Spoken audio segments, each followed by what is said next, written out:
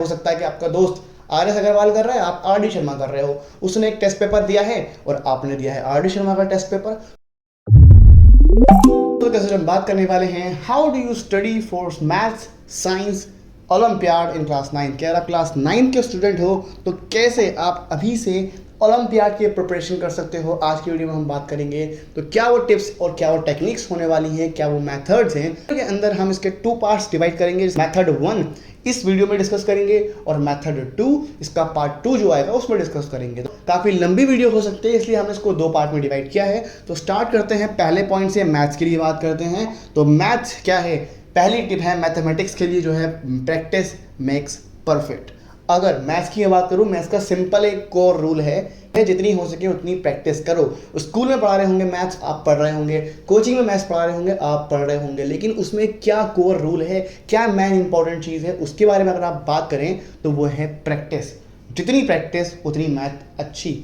अगर आप ध्यान दें कि काफ़ी सारे टीचर्स आपको अलग अलग बुक सजेस्ट करते हैं कि आर डी शर्मा कर लो, आर एस अग्रवाल कर लो, सिर्फ उसमें फ़र्क किस चीज़ का है कि आर डी शर्मा के अंदर ज़्यादा क्वेश्चंस होते हैं। ज़्यादा क्वेश्चन किस लिए? सिर्फ प्रैक्टिस के लिए। तो आप अगर उन क्वेश्चंस को प्रैक्टिस कर पाते हैं ज़्यादा तो आपकी मैथ्स अपने आप स्ट्रांग हो जाएगी। तो कुछ नहीं करना है, मैथ्स को टाइम दो, रोज़ करो, ढेर सारे क्वेश्चंस करो, क्वेश्चंस ढूंढ के लाओ, मैथ्स के लिए अलग से बुक करो। सिंपल रूल है, आपको क्या करना है, इतना ही करना है। अब मैं आपसे कहूँ कि आप स्कूल में और कोचिंग में मैथ्स पढ़ रहे हैं, आपको समझ नहीं आ रही है तो हो सकता है कि समझ में नहीं आ रही हो, रियलिटी हो, लेकिन आप उसको छोटे छोटे क्वेश्चन ट्राई करो जो ईजी हैं। अगर कर पाते हो वही करो और फिर ईजी के साथ साथ अपना लेवल बढ़ाओ। अगर आप ऐसा कर सकते हो, लेवल बढ़ते बढ़ते प्रैक्टिस करोगे ही तभी लेवल बढ़ेगा और अपने आप एक हायर लेवल पे पहुंच जाओगे। फॉर एग्जांपल, आप कोई गेम खेलते हो तो गेम में भी तो यही होता है कि आप शुरुआत में नहीं खेल पाते हो, लेकिन जैसे वो स्टेजेस आपके लेवल्स क्लियर होते रहते हैं, आपकी स्किल्स भी इसमें डेवलप होती रहती हैं। सेम मैथ्स भी गेम की तरह है, जो आपके उसके अंदर एक्सरसाइजेस होंगी। जैसे जैसे एक्सरसाइजेस का रिवीजन करोगे, प्रैक्टिस करते जाओगे,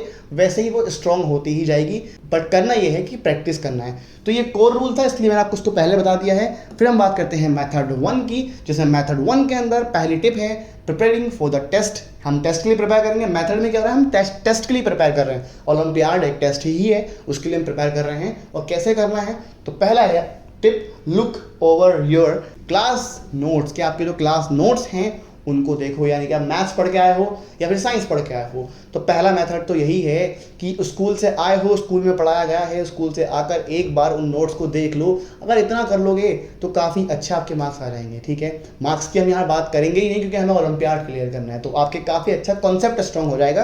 तो पहला स्टेप काफ़ी बेसिक स्टेप, जो भी स्कूल में पढ़ाया, स्कूल आप जाते ही होंगे, स्कूल में के लेक्चर भी अटेंड करते होंगे, नोट्स भी बनाते होंगे, कोचिंग के भी नोट्स होंगे, एक बार उसको देख लो। काफ़ी इंपॉर्टेंट है, बच्चे यही नहीं करते हैं तो फिर आगे क्या पढ़ेंगे। तो सबसे बेसिक पॉइंट है ओलंपियाड। आगे हम देखेंगे कि ओलंपियाड के लिए और क्या चीज़ें हैं, बट पहला पॉइंट कि नोट्स देखो, उनको देखो क्या हुआ उसके अंदर। फिर सेकंड टिप जो है, do problems similar to those that were assigned for homework. Homework मिला, आपने होमवर्क कर भी लिया, बट वो होमवर्क सिर्फ काफ़ी है आपकी क्लास 9th या फिर क्लास 10th के लिए, लेकिन आपको तो ओलंपियाड करना है। तो ओलंपियाड के लिए उस जैसी सिमिलर प्रॉब्लम आपको ढूंढनी पड़ेगी। मैंने आपसे कहा ना, शुरुआत में कहा आपसे मैंने प्रैक्टिस करनी है, तो प्रैक्टिस के लिए ये तो करना पड़ेगा। ठीक है, अब प्रैक्टिस के लिए आप और बुक्स देख सकते हो, आर डी शर्मा है, आर एस अग्रवाल है, एम एन अग्रवाल है, रेफरेंस बुक्स और सारी आपको मिल जाएंगी।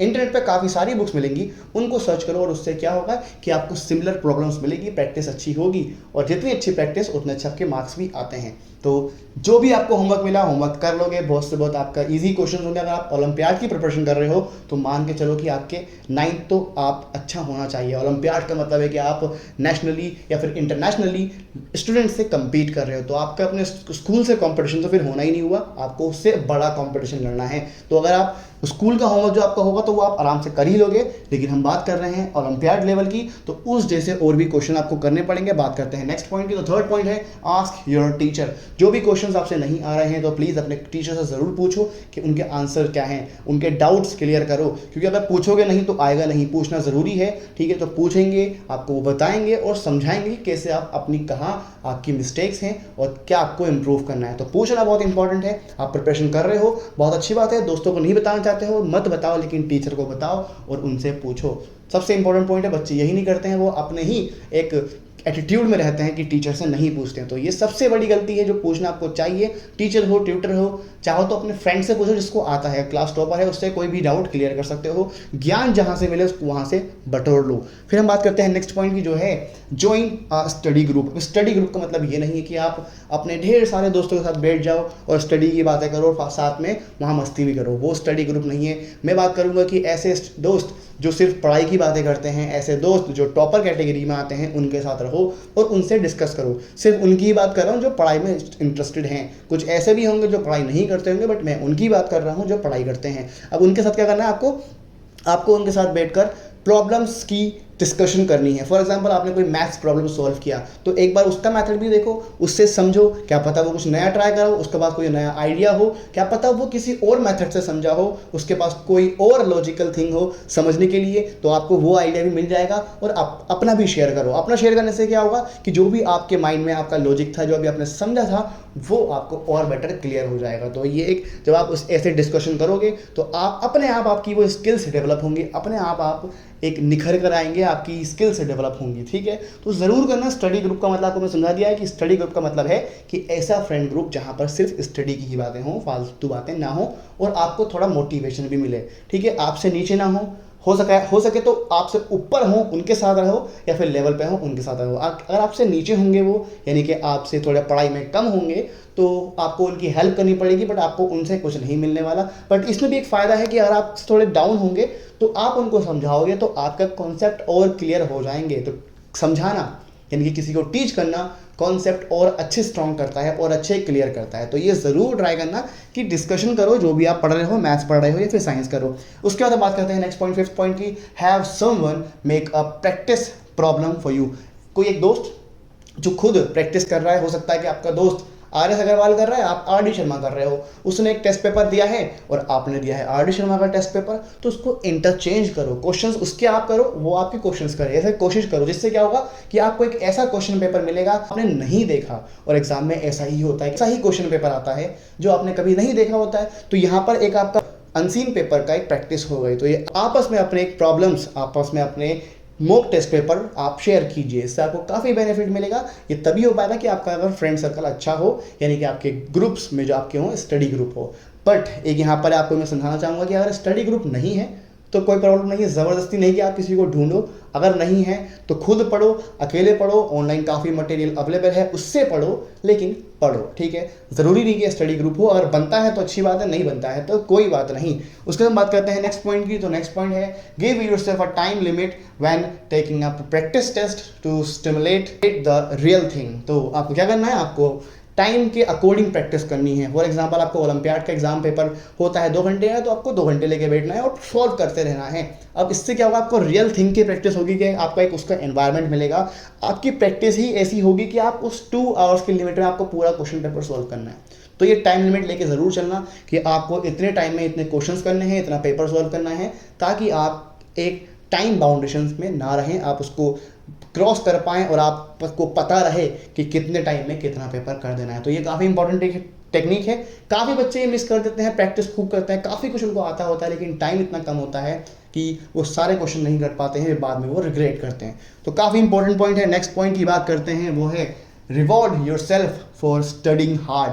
आप अगर अच्छी स्टडी कर रहे हो, अच्छे मार्क्स आ रहे हैं, आपके टीचर तारीफ कर रहे हैं, तो खुद को रिवॉर्ड भी दो। रिवॉर्ड कैसा हो सकता है कि हो सके तो आप थोड़ा घूमने जाओ, दोस्तों से मिलो, या 5-10 मिनट के लिए, आधे घंटे के लिए, कोई भी आपको जो अच्छा लगता है करना, गेम खेलना अच्छा लगता है, बाहर घूमना अच्छा लगता है, दोस्तों से मिलना अच्छा लगता है, तो खुद को रिवॉर्ड दो। अपने आपको एक चॉकलेट गिफ्ट करो, एक कैंडी गिफ्ट करो। इससे क्या होगा कि आपको एक अच्छी फीलिंग आएगी, डोपामिन रिलीज होगा, तो उससे और मन करेगा कि आप और अच्छे से प्रैक्टिस करो। तो रिवॉर्ड एक इंसान को मोटिवेट करता है, तो मोटिवेशन के साथ साथ आप और अपने आप को पुश करोगे और अच्छे से स्टडी करोगे।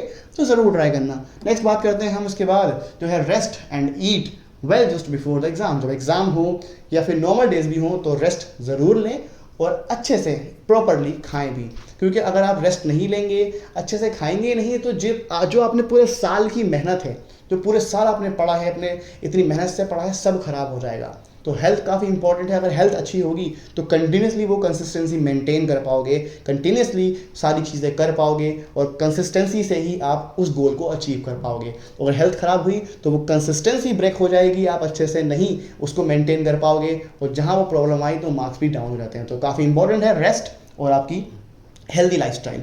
नेक्स्ट यानी कि लास्ट पॉइंट के बारे में बात करते हैं हम लोग, वो है try having a light healthy snack like almonds before the test to give your brain a little more fuel. तो फूड तो आपको मैंने बता ही दिया, लेकिन फूड इतना भी नहीं खाना है आपको एग्जाम से पहले कि आपको उसमें प्रॉब्लम हो जाए। तो लाइट फूड लेना है, उसके साथ साथ हेल्दी फूड लेना है, काफ़ी हैवी नहीं खाना है। आमंड्स खा सकते हो आप, वो आपके ब्रेन के लिए अच्छा होता है, हेल्दी फैट्स होते हैं उसके अंदर और आपको एक एक्स्ट्रा एनर्जी देता है। तो ऐसी चीज़ ही खाना जो आपको प्रॉब्लम ना करे, कहीं में आप हैवी खा कर जाओ और आपको प्रॉब्लम हो जाए। भले ही एग्जाम से पहले काफ़ी लोगों का खाने का मन नहीं करता है, हो सकता है आपका खाने का मन नहीं करता हो, तो अगर नहीं करता तो कमेंट बॉक्स में ज़रूर लिख के बताना, क्योंकि मेरा एग्जाम से पहले खाने का मन नहीं करता है और मैं नहीं खाता। तो वो पर्सन टू पर्सन डिपेंड करता है। तो ये थी आज की वीडियो, होप आपको समझ में आए तो वीडियो को लाइक कर देना और साथ में चैनल सब्सक्राइब भी कर देना। पार्ट 2 जरूर आएगा। मिलते हैं आपसे अगली वीडियो में, तब तक के लिए all the best, thanks for the watching and please